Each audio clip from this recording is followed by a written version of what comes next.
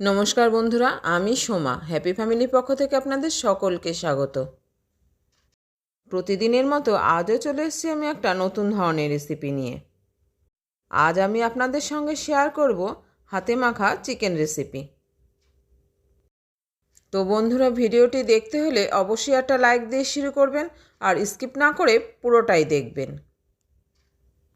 আর আজকে যদি কোনো নতুন বন্ধু এসে থাকেন তাহলে বন্ধুরা চ্যানেলটিকে সাবস্ক্রাইব করে অবশ্যই আমার পাশে থাকবেন। চলুন রান্নাটা শুরু করা যাক। এখানে আমি চিকেন নিয়ে নিয়েছি।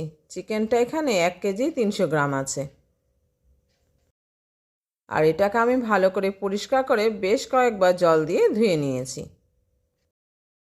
আর এদিকে নিয়ে নিয়েছি আমি বেশ কয়েকটা আলু। আলুগুলোকে একটু ছাড়িয়ে নিয়ে ধুয়ে নিয়েছি। এখানে ছোট আলুগুলোকে আমি গোটা রেখেছি আর মাঝখান থেকে একটু ফেলে দিয়েছি। আর একটু বড় সাইজের আলুগুলোকে আমি দুভাগ করে নিয়েছি। এখানে আলুর পরিমাণটা যে যার পরিমাণ অনুযায়ী কম বেশি করে নিতে পারবেন। এদিকে এই বাটিতে নিয়ে নিয়েছি আমি পাকা একটা টমেটো। টমেটোটাকে এইভাবে ছোট ছোট টুকরো করে নিয়েছি। আর এই বাটিতে রয়েছে গুঁড়ো মশলাগুলো। এখানে ধনে, জিরে ও লঙ্কার গুঁড়ো রয়েছে 1.5 চামচ করে, আর পরিমাণ মতো হলুদ আছে। 3টে মাঝারি সাইজের পেঁয়াজ, একটা মাঝারি সাইজের রসুন, 1 টুকরো আদা ও কয়েকটা কাঁচা লঙ্কাকে আমি পেস্ট করে নিয়েছি। এখানে গোটা জিরে ও 2-3টে শুকনো লঙ্কা চেরা রয়েছে, আর রয়েছে গোটা গরম মশলা। এখানে আমি একটা বড়সড় পাত্র নিয়ে নিয়েছি, আর পাত্রের মধ্যে দিয়ে দিলাম পরিমাণ মতো সর্ষের তেল। এই রান্নাটা কিন্তু বন্ধুরা সর্ষের তেলেই করতে হবে।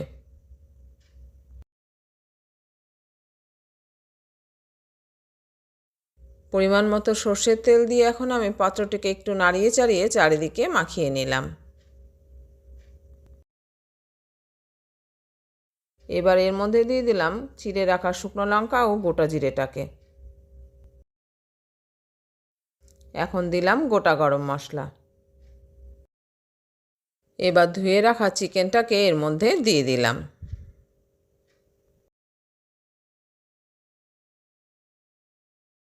চিকেনটা আমার দেওয়া হয়ে গেছে। এবার দিয়ে দিলাম আলুগুলোকে।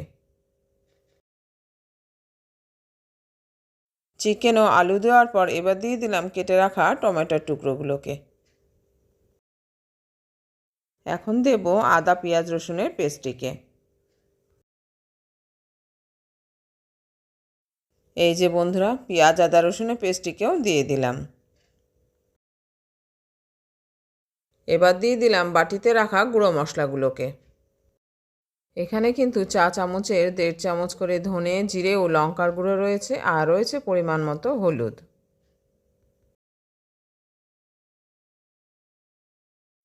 এবার পরিমাণ মতো লবণ দিয়ে দিলাম। এখন সবগুলোকে হাত দিয়ে ভালোভাবে মাখিয়ে নিতে হবে। আর এই মাখানোর কাজটা কিন্তু বন্ধুরা হাত দিয়েই করতে হবে, তাহলে সবগুলো চিকেন পিস ও আলুতে তেল মশলা ভালোভাবে লাগবে। মাখানো আমার হয়ে গেছে। এখন আমি উপর দিয়ে কিছুটা সর্ষের তেল ছড়িয়ে দিলাম। এখন ওটাকে বেশ কিছু সময়ের জন্য রেস্টে রেখে দিতে হবে। তাই একটা ঢাকা চাপা দিয়ে একে আমি 30 মিনিটের জন্য রেস্টে রেখে দিলাম। ঠিক 30 মিনিট পরে ঢাকাটাকে খুলে নিয়ে আমি এটাকে গ্যাস ওভেনে চাপিয়ে দিলাম।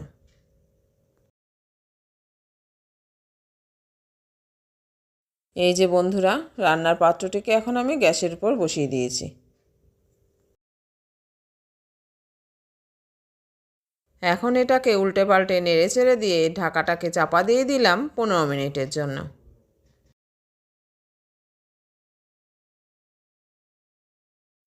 ঠিক 15 মিনিট পরে আমি ঢাকাটাকে খুলে নিলাম।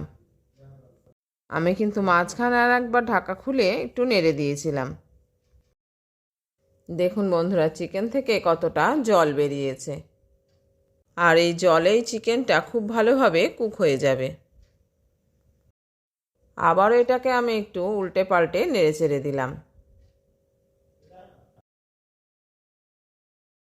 যেহেতু এটা হাতে মাখা চিকেন, তাই এই সময় এটাকে খুব ভালোভাবে এইভাবেই কষিয়ে নিতে হবে। আর এইভাবে একটু সময় নিয়ে না কষালে চিকেনটা কিন্তু টেস্ট উঠবে না। এবার এটাকে আমি আবারও ঢেকে রাখবো 10 মিনিটের জন্য। এই যে বন্ধুরা, আবারও আমি ঢাকা চাপা দিয়ে দিলাম 10 মিনিটের জন্য। ঠিক 10 মিনিট পরে ঢাকাটাকে আমি খুলে নিলাম। আর এর পাশের ওভেনে আমি বসিয়ে দিয়েছিলাম খানিকটা জল, কেননা চিকেন রান্নায় আমি ঠান্ডা জল ব্যবহার করব না, এখানে আমি দেব গরম জল। ঢাকা খুলে আবারও এটাকে আমি উল্টে পাল্টে একটু নেড়ে চেড়ে দিলাম। আর এই চিকেনটা কিন্তু খুব ভালোভাবে কষানো হয়ে গেছে।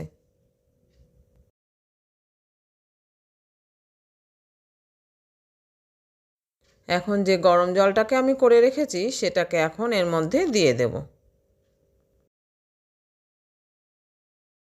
এই যে বন্ধুরা, গরম জলের ওভেনটাকে এখন আমি অফ করে দিলাম।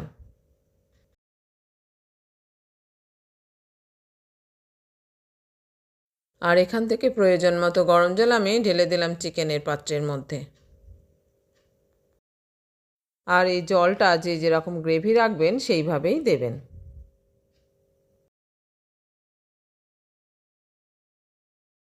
এই যে বন্ধুরা, আমি আমার প্রয়োজন মতো জল দিয়ে দিয়েছি। জল দিয়ে আবার একটু নেড়ে চেড়ে দিলাম।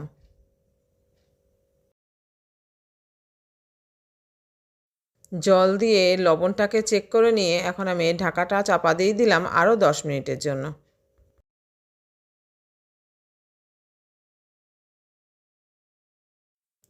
ঠিক 10 মিনিট পরে ঢাকাটাকে আমি খুলে নিলাম।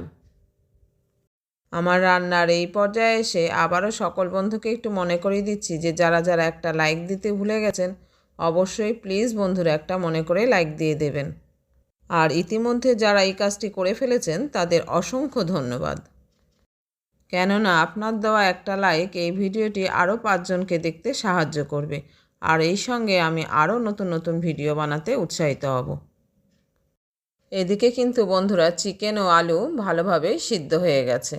এবার আমি এর মধ্যে দিয়ে দিলাম বেশ কিছুটা কসুরি মেথি। কেউ যদি এখনও কসুরি মেথি দিয়ে চিকেন রান্না করে খাননি, তাহলে অবশ্যই বন্ধুরা একদিন এইভাবে কসুরি মেথি দিয়ে চিকেন রান্না করে খেয়ে দেখবেন। কসুরি মেথি দিয়ে আবারও এটাকে আমি ভালোভাবে একটু নেড়ে চেড়ে দিলাম।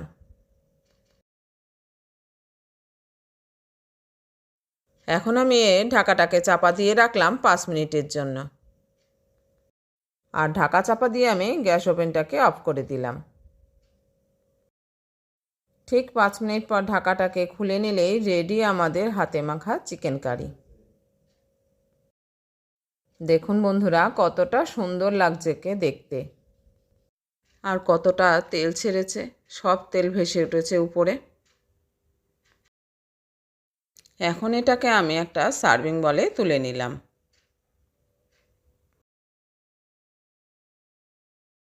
তাহলে বন্ধুরা, আজকের রেসিপিটি যদি পছন্দ হয়ে থাকে তাহলে লাইক, শেয়ার ও কমেন্ট করতে ভুলবেন না।